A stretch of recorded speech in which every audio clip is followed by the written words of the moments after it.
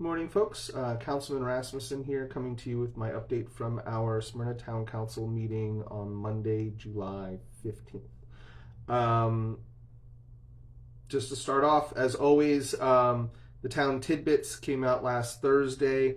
Lots of events, things coming up that are posted in there, so hopefully most people are getting that at this point.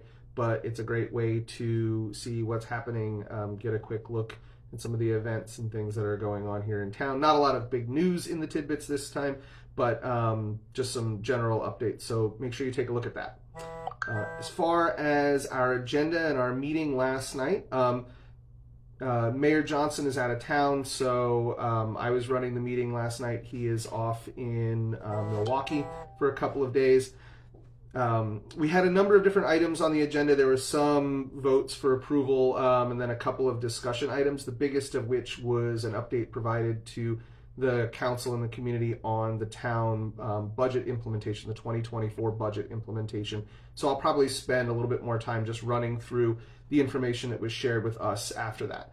But to start off with, from general updates, one of the big ones, first and foremost, seems like it was a while ago, but it was really only 2 weeks ago. A big thank you and shout out to the town police department and town staff who both do a lot to support the Smyrna Clayton July 4th Association.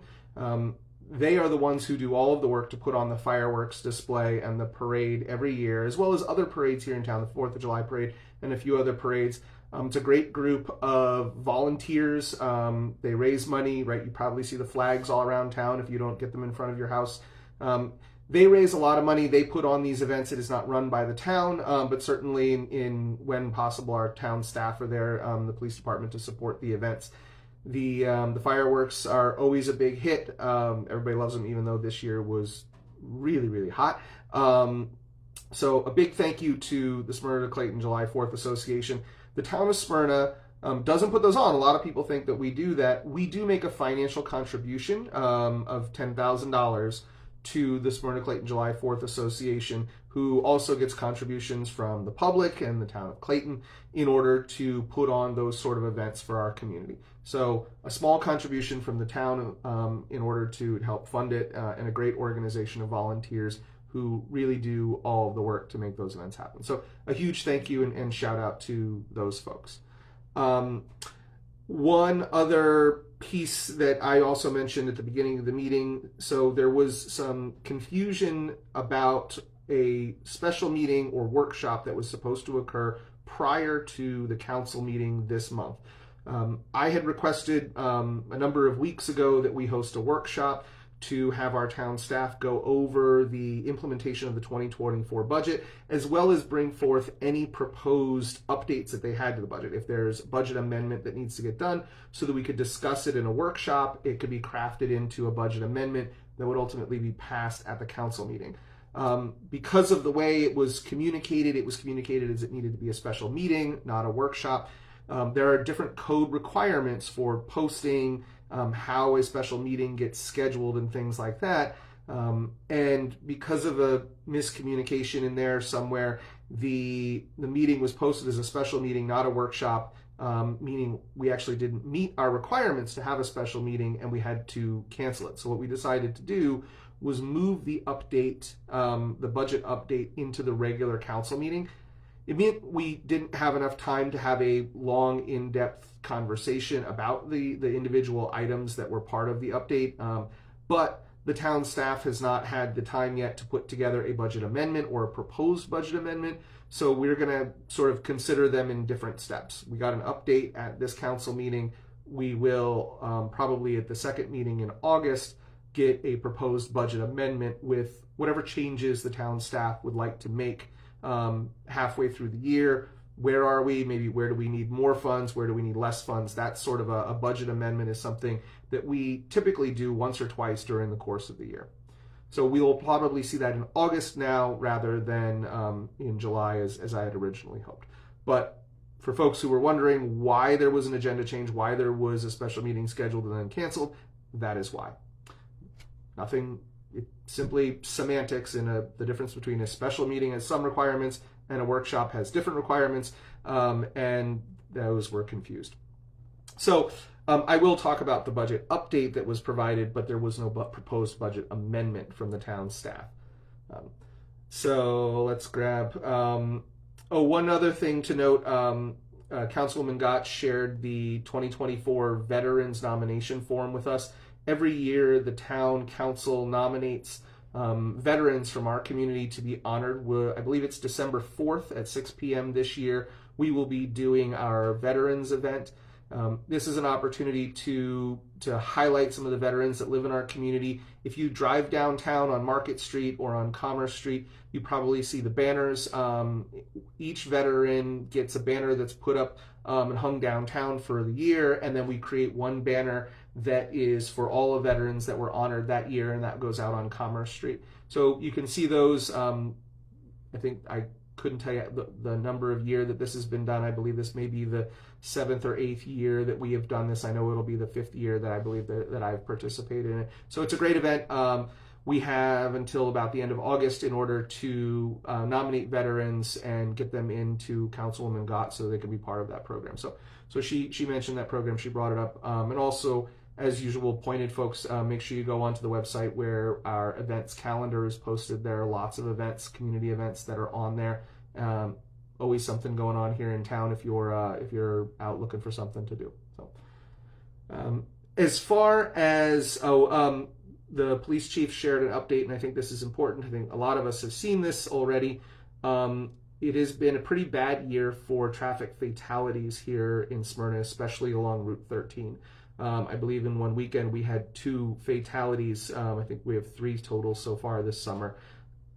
So Chief let everyone know that there will be a significantly increased police presence on Route 13 during the day, during daylight hours, to try and do more active enforcement on Route 13, which ends up being the source of much of our fatal traffic accidents. Traffic is moving faster, more on and off, in and out exits and things like that. So fair warning, more traffic enforcement along Route 13 for this summer to try and hopefully make a little bit of dent in this worrisome increase in traffic fatalities that we've seen so far this year.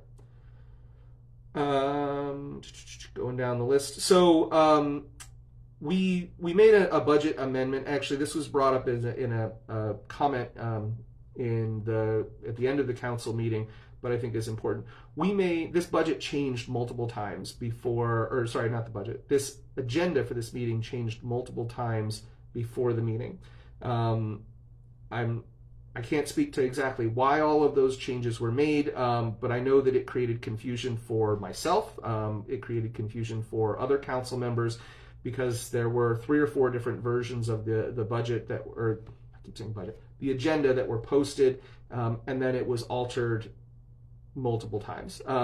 So what was posted up out in front of Town Hall was the current agenda, but what was posted up on the website was an older version of that agenda, and we ultimately needed to amend the agenda when it was sent to us because it did not include the correct information for what was supposed to be discussed tonight.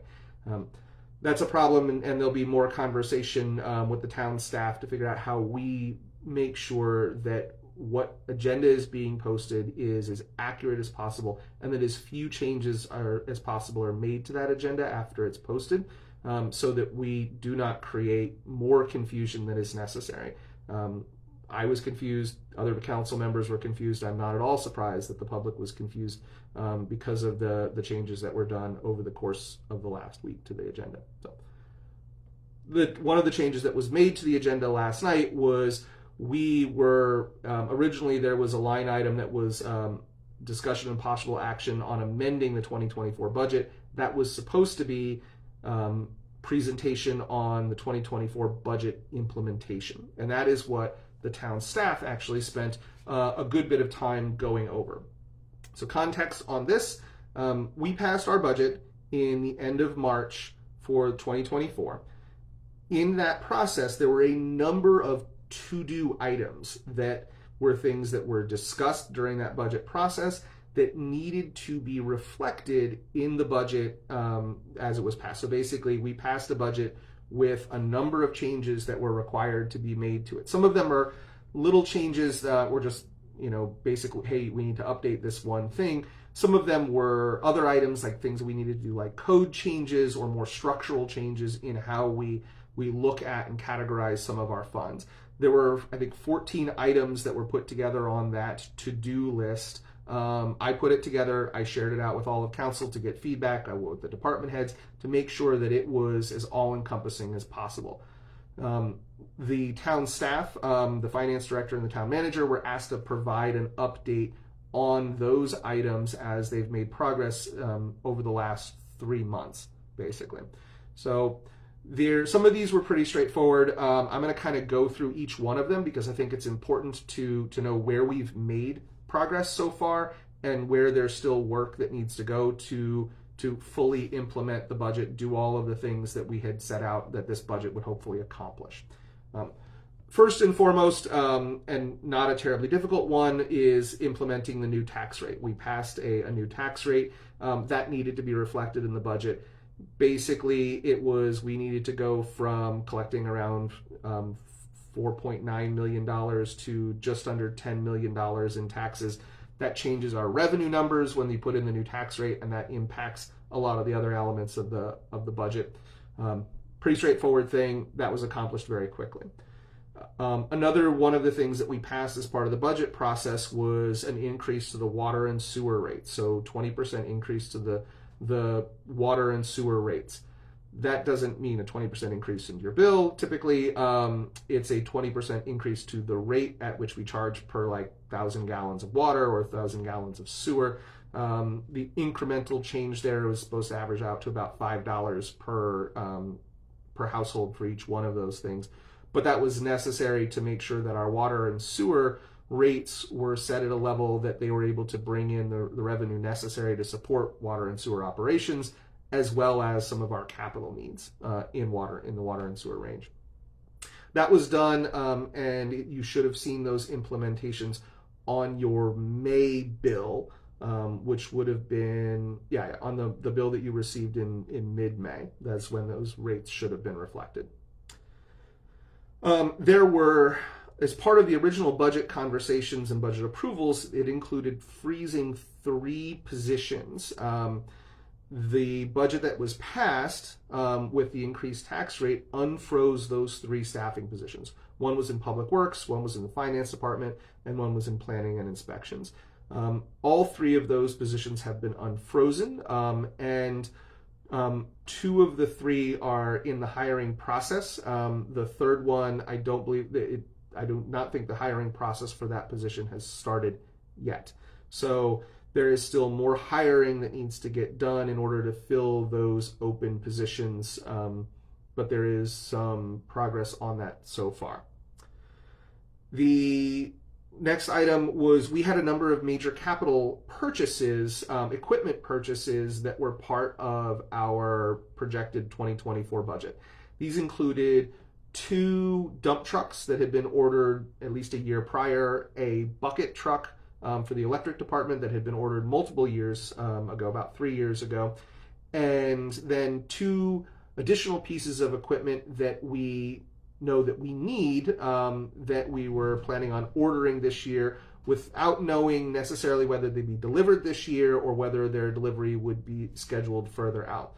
So that was a street sweeper and an additional garbage truck, additional rear-loading trash truck. What we use to pick up for when we do the bulk pickups, when we do our weekly yard waste collection. Those are single points of failure in that we only have one of each one of those. If it breaks or goes down, the streets don't get swept, the yard waste doesn't get collected, etc. And we should have a second one of those that we can utilize when needed and add additional capacity.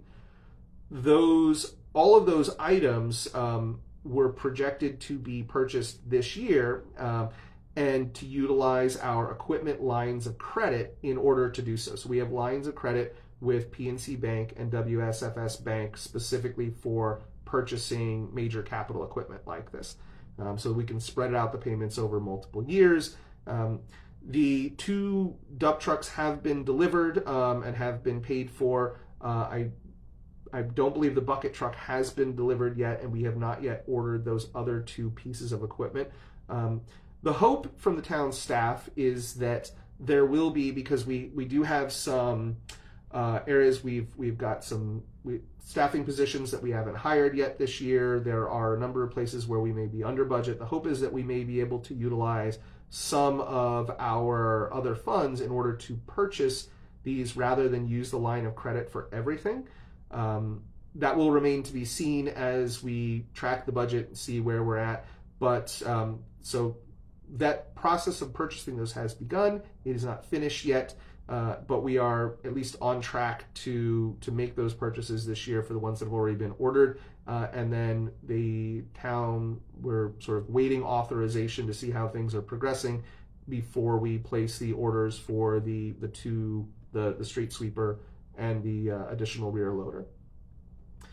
And one of the very big items, moving on to the next item, one of the very large items that we had outstanding that drove a major increase in our budget this year is making contributions to our legacy pension plan.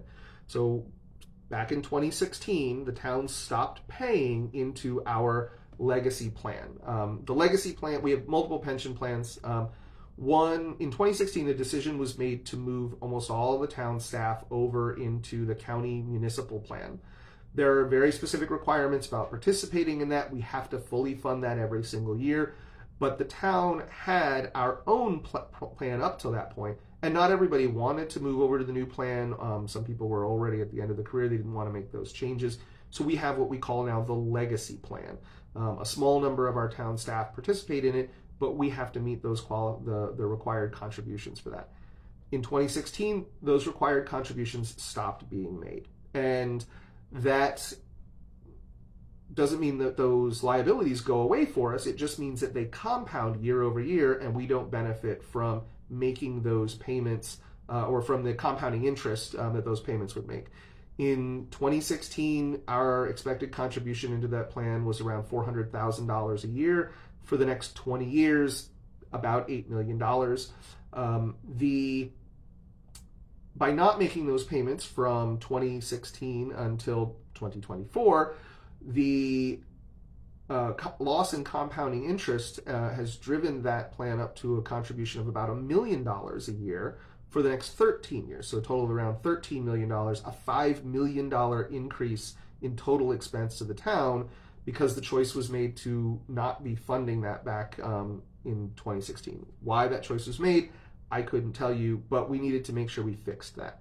So that the payment system has been put in place. That was added to the budget, that $1 million, and we are now making quarterly payments as we should be doing into that legacy pension plan to make sure that we are meeting our yearly contribution goals for that. So that has been implemented, and we'll just need to keep tracking to make sure that we're on that. It is a place where if we have budget or we have reserve, we have additional money left over at the end of the year, we can try and pre-fund some of that, which would bring down our total cost. It's like paying off, your credit card bill or something faster. The sooner you can do it, the lower your interest, or in this case, the sooner you could put more money into it, the more interest you're likely to get. Therefore, the lower your total contribution will be. I'd like to be able to see if we can, pre-fund that and try and bring those total contributions down.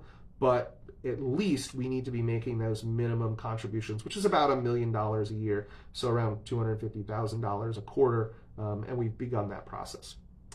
One of the things that we required to be done, this is the next item, that we required to be done in the new budget, the 2024 budget, was to make sure that we put an upper limit on the budgeted amount of transfers that we would make from our water, sewer, and electric accounts into our operating account. Water, sewer, and electric are think of them almost as separate businesses for the town. Those generate revenue, they have expenses, and then they have revenue in excess of what those expenses are.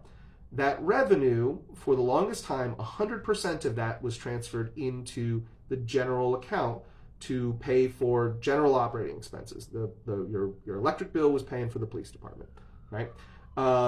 Your electric bill was paying for our accounting and HR and all that kind of stuff. There are some of those expenses that are legitimate. The HR department does provide HR for the electric department. There are things that make sense because of that. However, we were transferring so much money out of those water, sewer, and electric accounts that there's no money left in them to pay for capital expenses. And these are where our major capital expenses exist in water, sewer, and electric. So we put a hard cap of $2 million versus what had been around $5 million on the amount of transfers that can come out of water, sewer, and electric into the general fund. That is about $1 million from water and sewer and $1 million from electric. That hard cap is needed to make sure that we don't budget too much money in our for our general operations and take away from our capital needs that exist in water, sewer, and electric. So that hard cap has been implemented in the budget to make sure that we don't do that. If we don't have to transfer all that money, so transfers are done at the end of the year. It's sort of like the end of the year, you need to balance out, okay, how's our cash flow going? What are our projected expenses? Let's move money from these utility funds into general operations to make sure we have enough resources to pay our general operation obligations. As we get to the end of the year and we look at the budget, we will see how much money we need to transfer out. If it is less than that $2 million total that we have set there, that's great. That means that we are more efficiently running our general operations and that we can have more money for some of our major capital projects that are coming down the road towards us, or in many cases coming under the road towards us, being that this is water, sewer. So we will, ultimately those transfers don't get done till the end of the year, but it's the kind of thing that we need to look at and monitor throughout the course of the year, because we have to project cash flow for the next 6 months or a year in advance, so we know that whatever we're transferring out is a reasonable amount and we can meet our obligations.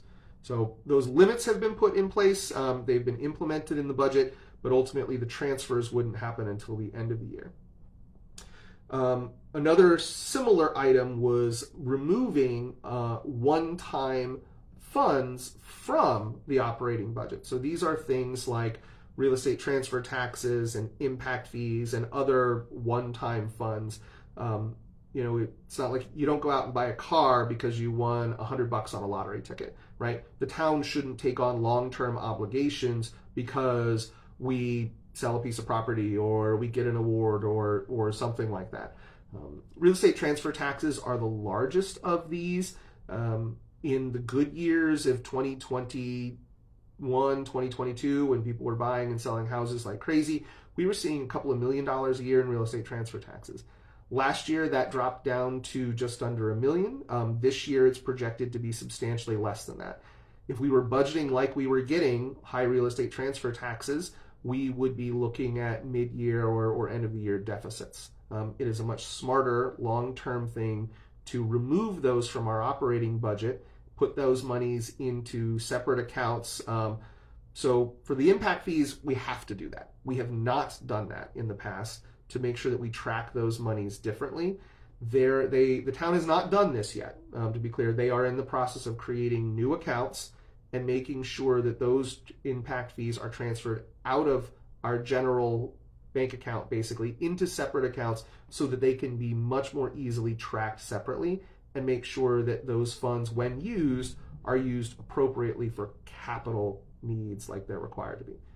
Real estate transfer taxes are much more flexible. We're creating another separate account. Some folks, this is called different things in different areas. It might be called a special projects account. It might be called a budget stabilization account. But the intent there is that those one-time monies, which we don't know how much we'll get in the course of the year, are kept separate so that the town can then utilize them where needed in the following year. That might be an opportunity to make an investment in buying a piece of property for more parkland. It might be an opportunity to pay down some debts that we've incurred to lower our overall debt ceiling. There are lots of strategic ways that you might want to utilize those funds that are one-time expenses. One-time funds should be used for one-time expenses. But we need to set up separate accounts, and we need to make sure that the tracking is in place in order to do that. That process is starting, but it is not completed yet. Town staff is working on setting those things up, and that will be something that I think is very, very important for us to keep monitoring on the town staff side, because that needs to be done to make sure that we're accurately tracking that information. Along the same lines, one of the other items was making sure that we are allocating while we set up the transfers into the general account, we need to make sure that we are then allocating the money coming in from water, sewer, and electric to water, sewer, and electric capital projects. There are a lot of capital projects in our budget for this year that did not have an identified funding source. That funding source is water, sewer, and electric fees. We couldn't identify the funding source until you update the budget to remove that water, sewer, and electric transfers out of the operating budget, and now you finally have money in a capital budget. Then you can allocate the money in that capital budget to those specific projects. So that is an ongoing process. The update that was shared sounds like that has, while everyone structurally knows that that's what needs to happen, it does not seem like those allocations are done, because our Public Works Department is still waiting on getting some of those allocations set. That is another area where we are behind, and we need to keep on the town staff in order to make sure that that gets implemented correctly. This is the next item, we needed to pass code changes to actually create reserve accounts for capital water, sewer, and electric. This is something that has never existed in town, because we did not have anything in our town code that actually specifically requires and creates capital reserve accounts. That code change was finalized about a month ago. Those accounts now exist. So what we can do is and they're required funding levels. So I believe it is $1.4 million into the water and sewer account and $700,000 a year into the electric account. We now have a code requirement that we will make sure that we fund those reserves. So if you imagine all of the electric money that comes in for the course of a year, there's the expenses that go out to provide the electric, to do all of the linemen and all of the actual work. Up to $1 million can go into the general fund from what's left over, and $700,000 has to go into a capital reserve account that then is held to be used for capital projects. If we can contribute more than $700,000 to that capital reserve account, that is great. But the minimum threshold that is set is going to be that $700,000. Those accounts, the code changes have been completed, and those accounts are being created so that at the end of the year, we will be able to make those transfers into those reserve accounts, and it is now required in code. In line with that, there are levels at which those capital reserve accounts should be funded. It's a certain percentage of the value of our asset, right? So say the electric system was worth $100 million that the town has. We should have a certain percentage of that in our capital reserves. So say that is 5%, right? These are just numbers I'm throwing out to make life easier. So that means we should have at least $5 million in capital reserves. It's slightly more complicated than that, because the amounts and everything change every single year. But the goal is that we should have a plan in order to get up to at least a certain level of capital reserves. That way that money is sitting there in case something happens, right? If we have a major sewer failure one year and we have many millions of dollars of expenses, we don't have to go out and borrow money in order to pay for that. We actually have those capital reserves. We can utilize that money rather than borrowing for it, which is what we have been doing for the last 20 years or so.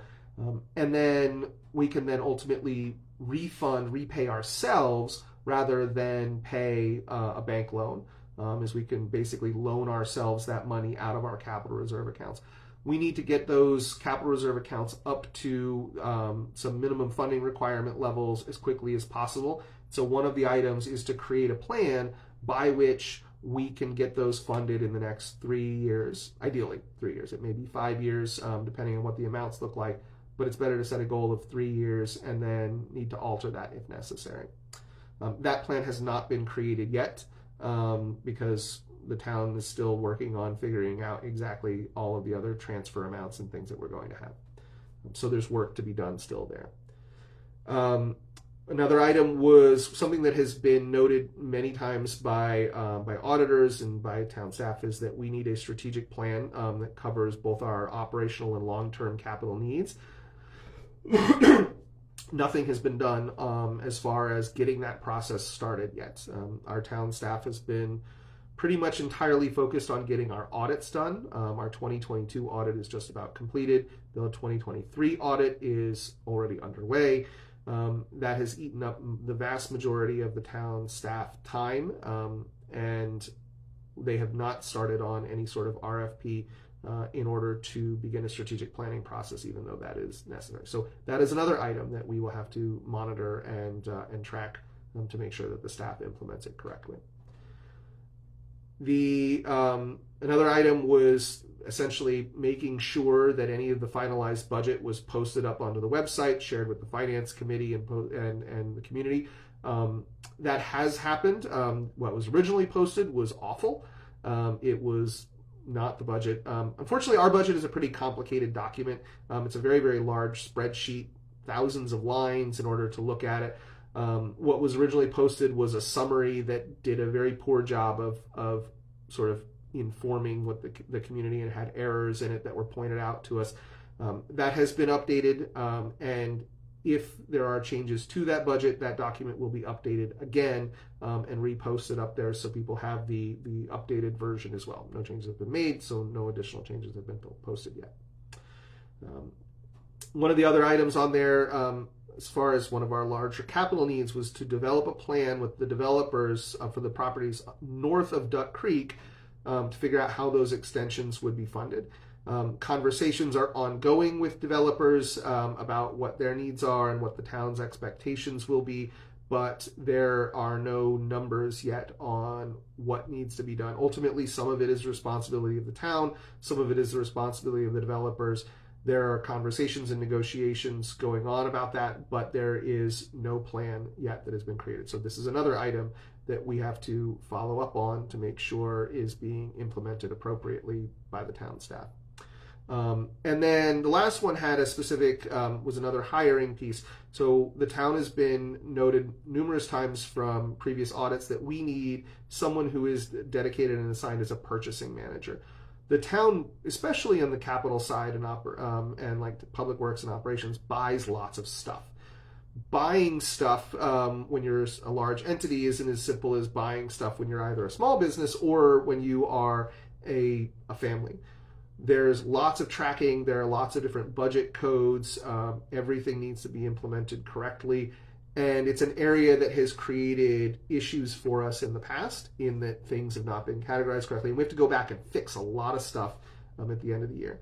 That would be helped out if we had a purchasing manager, and that has been noted multiple times. So one of the items was to create a position for a purchasing manager and get that position hired. That was not budgeted in our original budget, so that will require a budget amendment.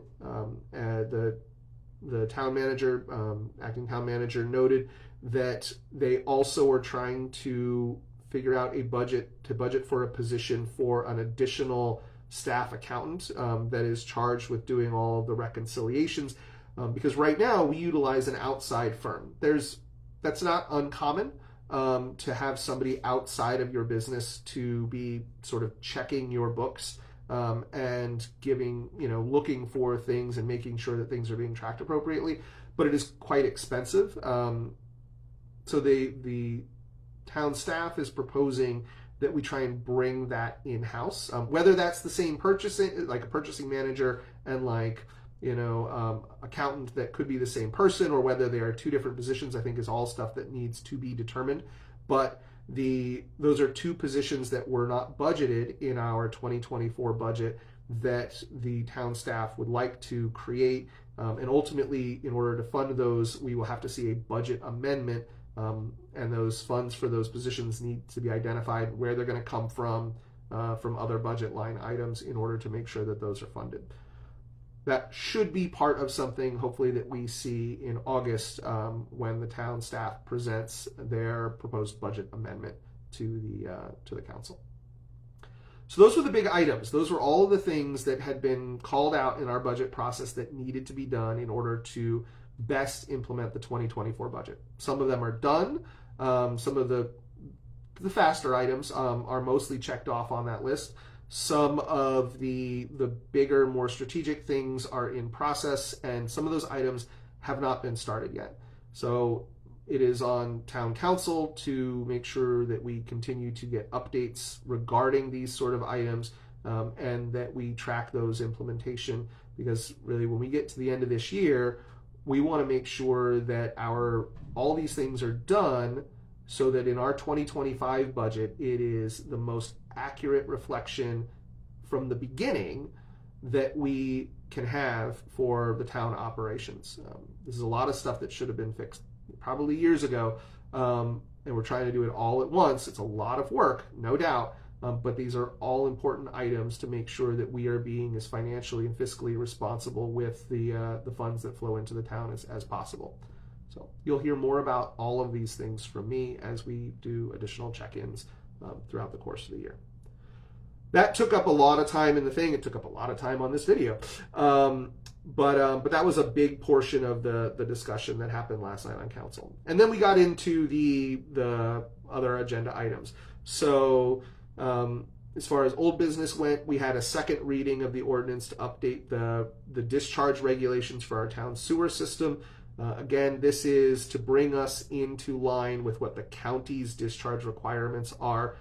It's just, a couple of small line item code changes for us, but it makes sure that we have enforceable regulations as far as if somebody discharges something into our sewer system that's not supposed to be there. That got approved for the second reading. We had an amendment to update our bank accounts and the signatures. I mentioned this last time. We have lots and lots of different bank accounts, some of which were actually not in use anymore that were on our list of bank accounts. And there was some question as to who should be listed as the signers and whether or not we had all of the proper insurance in place to cover the signers for those accounts. Our auditors weighed in and said, yes, we have the necessary coverage as part of our liability coverage for the people who are the signers. Our attorney weighed in and said that there's no conflicts.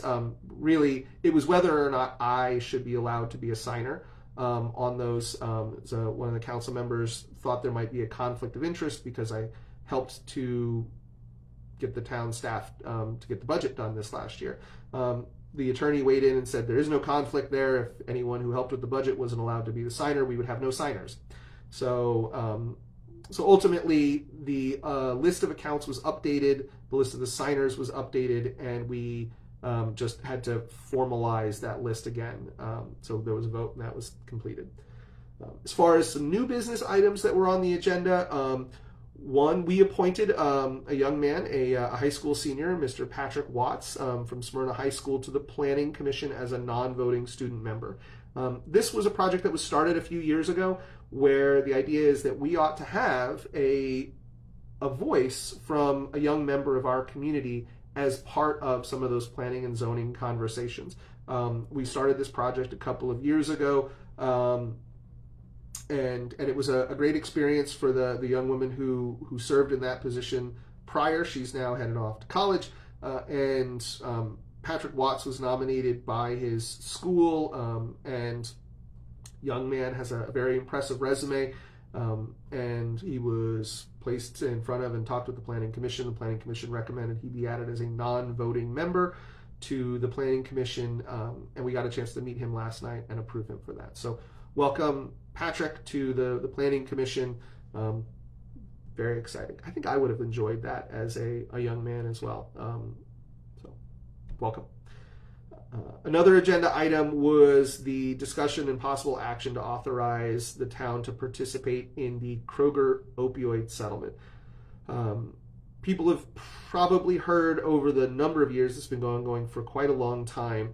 There are a number of major opioid lawsuits and settlements from those lawsuits that are happening nationally. These are mostly corporations that were involved in the production or sale of opioids that ultimately led to what we refer to as the opioid crisis in this country. Very, very easy access to very, very strong and dangerous drugs. There are lots of settlements that are coming out of that, and those settlements ultimately mean large pots of money that will be distributed throughout the country, throughout the state, and throughout communities to help offset some of the costs associated with those. There's a whole commission here in the state that is going through and sort of serving to figure out what to do with those funds, how those should be allocated. A lot of them go to public health, but there are true costs for communities like Smyrna that we have borne to deal with this opioid crisis. Things like our police department and our fire and ambulance departments, they respond to overdoses. They are providing Narcan. They are providing lots and lots of health services to folks who are overdosing because of these corporations and their greed to sell as many pills as possible. In order to participate in settlements like this, where the town may get some funds, we often have to agree to abide by the settlement, the negotiated settlement. Same thing as if you ever get something in the mail that says, hey, you're part of a class action lawsuit, and if you want to get whatever money out of this class action lawsuit at some point, you have to agree to these terms. It's essentially what was happening last night. So we could either not participate in it, or we could sign off and say, yes, we will participate. The town ultimately votes to sign off and participate without really knowing how much money, if any, will come back. But the hope is that there might be some resources there that we can then allocate towards our public safety initiatives. So we approved that. And then next on the new business item, we had a number of new business items.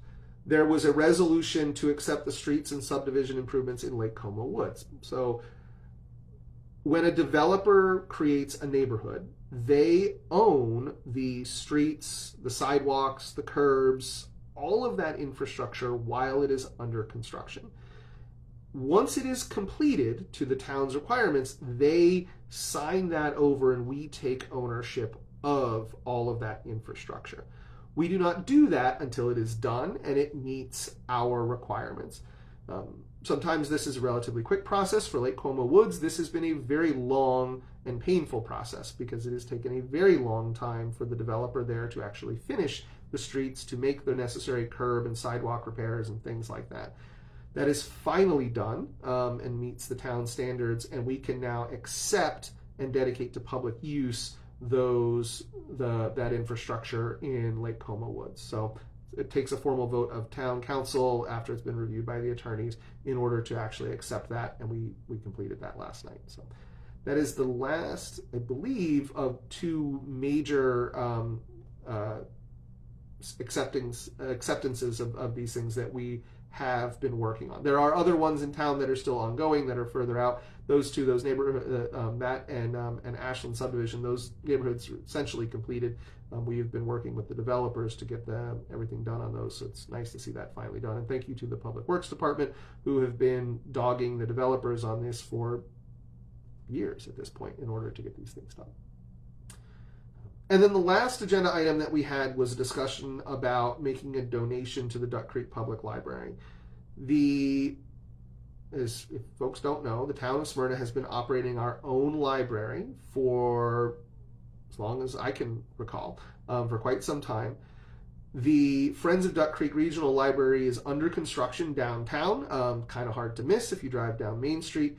That new 22,000 plus square foot library will be completed hopefully in December, with an opening ideally early in 2025, I believe is what they're shooting for. At that time, the town of Smyrna will no longer be in the library business. We will stop the operations of our current library, and the request was made to donate the collections of the Smyrna Public Library to the Duck Creek Regional Library. So this is the books, magazines, periodicals, all of that kind of stuff, as well as some of the furnishings.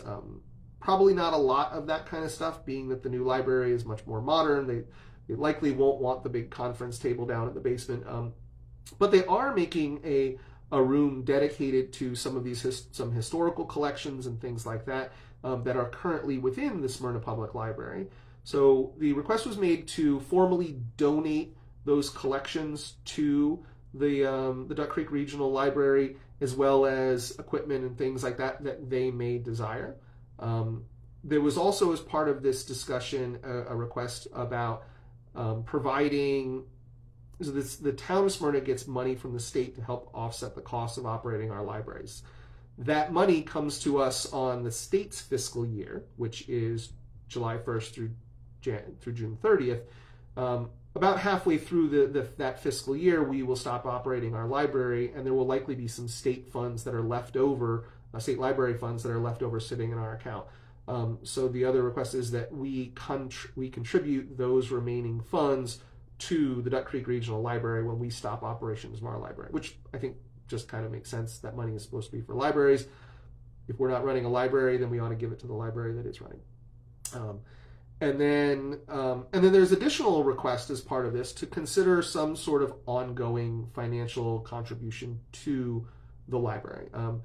The town makes some ongoing or some contributions to nonprofits, independent nonprofits that are operating in our community, like the police, like the fire department, like the ambulance department, like Boys and Girls Club, and the library put in a request to be considered as part of that. Ultimately, this would be something that would need to be done in a discussion as part of the 2025 budget process. So we'll hear more about that coming up, of whether or not the town council wants to allocate funds as some sort of a donation to continue to support the new library once we are out of the library business at the end of this year. It was also asked what would happen to the existing library staff. So we do have a few staff members in our library.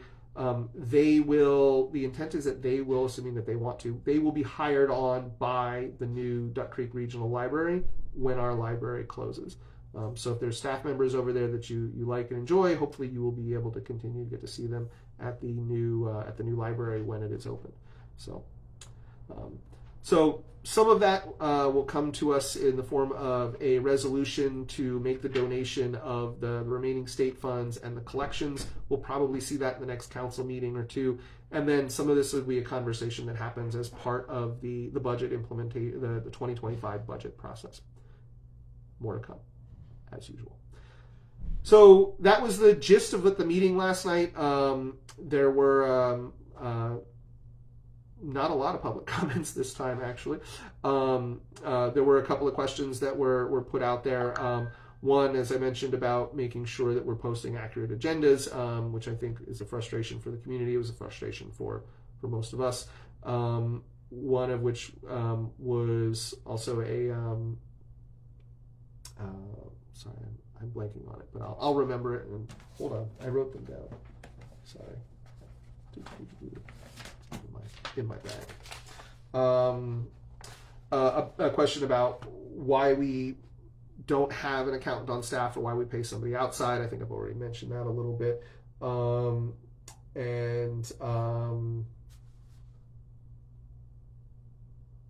Would the budget, what was the opioid settlement, and would the budget be posted? So I think I grabbed most of those items in what I was discussing earlier. But that was it. It ended up actually not being all that long of a meeting. We were done at 8 o'clock. I try and run a really fast meeting, get things done as quick as I can. So, as always, if you have questions, comments, please let me know. I'm always happy to provide responses to polite or reasonable requests. And our next council meeting will be on Monday, August 5th. I think a big agenda item for that one is the 2022 audit. So there'll probably be a presentation and a lot of discussion around that 2022 audit for the August 5th meeting. But that's about it. As always, check out the town tidbits and the town website to learn more about other events and things that are coming up here in our community. And stay cool out there. It is very, very, very hot. So I hope that everyone is managing to stay indoors and stay cool. Thank you very much as always, and have a wonderful day.